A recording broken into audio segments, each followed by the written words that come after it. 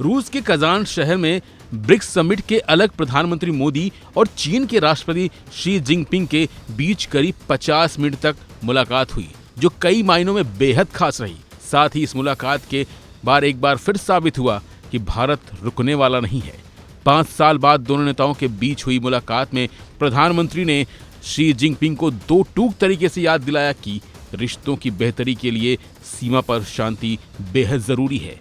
दोनों नेताओं ने बुधवार को पूर्वी लद्दाख में वास्तविक नियंत्रण रेखा यानी LAC पर गश्त और पीछे हटने के भारत चीन समझौते का समर्थन किया और विभिन्न द्विपक्षीय वार्ता को पुनर्जीवित करने के निर्देश जारी किए। दरअसल साल 2020 में गलवान झड़प के बाद दोनों नेताओं के बीच ये पहली द्विपक्षीय बैठक हुई। इसमें दोनों नेताओं ने सीमा पर शांति और एक दूसरे के साथ मिलकर काम करने के लिए कहा। द्विपक्षीय वार्ता के पहले शी जिनपिंग PM मोदी के साथ चहलकदमी करते हुए दिखे। उनके साथ रूस के राष्ट्रपति व्लादिमीर पुतिन भी मौजूद थे। लेकिन सवाल यह है कि 5 साल पहले कोरोना महामारी के बीच पूर्वी लद्दाख में चुपके से अपनी सेना लाने वाले जिनपिंग नरम क्यों पड़े? आखिर वो कौन सी मजबूरियां हैं जिसने चीन को भारत की तरफ दोबारा देखने को मजबूर कर दिया?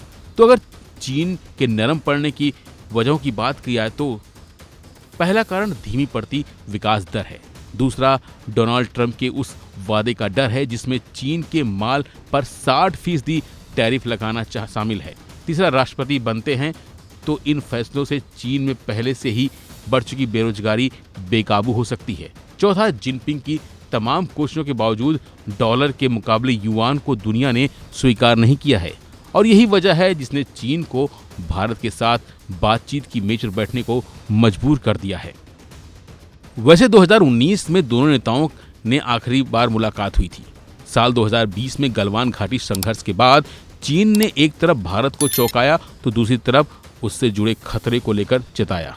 इसके बाद भारत ने वास्तविक नियंत्रण रेखा पर अपनी तैयारियों को इस दौरान पुख्ता किया और चीन को झुकने के लिए मजबूर कर दिया। लेकिन अब दोनों देश अपने रिश्तों पर जमी बर्फ पिघलने की ओर आगे बढ़ रहे हैं। आखिरी बार PM मोदी और शी जिनपिंग के बीच औपचारिक बैठक अक्टूबर 2019 में तमिलनाडु के ऐतिहासिक शहर महाबलीपुरम में हुई थी। हालांकि चीन LAC पर शांति बहाली के लिए भारत से बात कर रहा है, मगर ये वो चीन है जिसकी फितरत में धोखेबाजी है। इसलिए भारत को सतर्क रहना होगा। चीन बार बार लगातार चालाकी दिखाता रहा है, मगर भारत की चतुराई के आगे मुंह खाता भी रहा है। एक बार फिर चीन ने दोस्ती का हाथ बढ़ाया है। ये बताता है कि चीन को मालूम है कि भारत के साथ संबंध को खराब करना खुद के हित में नहीं है और यही वजह है कि एक बार फिर चीन भारत की तरफ देख रहा है।